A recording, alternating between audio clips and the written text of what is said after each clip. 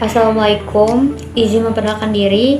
Nama saya Ermi Heti dengan NPM 2411080018. Saya dari kelas D, Prodi Bimbingan dan Konseling Pendidikan Islam, Fakultas Tarbiyah UIN Raden Intan Lampung. Di sini saya akan mereview film berjudul Untuk Angeline dengan Niken Septikasari sebagai produser dan juga Naomi Ivo sebagai Angeline, Novi Anggraini sebagai Nilu, dan Rainbow sebagai Kevin. Film ini berkisah tentang Angeline yang dilahirkan dari keluarga tidak mampu, lalu diadopsi oleh pasangan kaya raya. Awal cerita dalam film ini, Angeline hidup bahagia bersama keluarga barunya. Namun, kebahagiaan itu tidak berlangsung lama. Awalnya, ibu angkat Angeline memperlakukan Angeline dengan baik. Namun, seiring berjalannya waktu, ibu Angeline malah memperlakukannya dengan buruk. Akhirnya, Angeline ditemukan meninggal dunia dengan keadaan tragis. Pada awal cerita, Angeline masih berusia 6 bulan. Dalam konteks perkembangan kognitif dan bahasa, alur ini memasuki perkembangan awal pada anak. Terdapat dalam alur cerita pertama dan juga alur cerita kedua. Papa jangan pergi ya.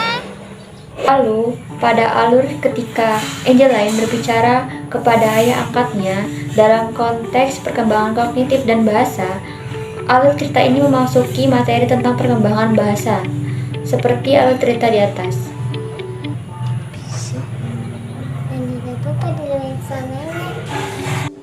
Lalu pada alur cerita ketika Angeline bermain balon, dalam perkembangan kognitif dan bahasa, Angeline menunjukkan adanya kasih sayang dan betapa pentingnya stimulasi dan cinta kecilnya pada langkah besar dan dampaknya.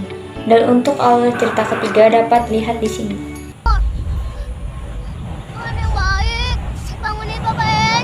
Film Untuk Angeline yang dirilis pada tahun 2016 menceritakan sebuah kisah tragis yang diangkat dari kisah nyata tentang seorang anak yang bernama Angeline yang mengalami kekerasan dalam rumah tangga. Film ini menggambarkan perjalanan hidup Angeline yang menghadapi tantangan besar dalam masa pertumbuhan kognitif dan bahasanya.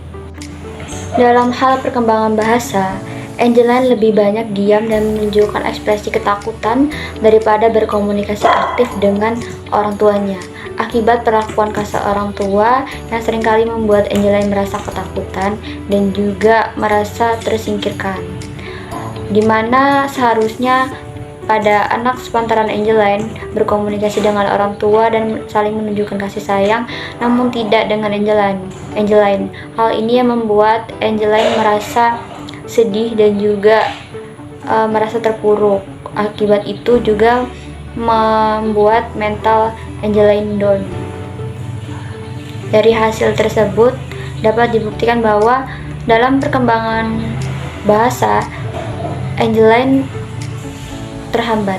Dari film ini menjadi pengingat bahwasannya seharusnya keluarga memberikan peran yang baik itu dalam perkembangan kognitif dan bahasa. Seharusnya juga keluarga memberikan kesan yang hangat, saling berinteraksi dan juga saling menyayangi. Saya Ermi Heti, sekian atas reviewan saya dengan film yang berjudul Untuk Angeline.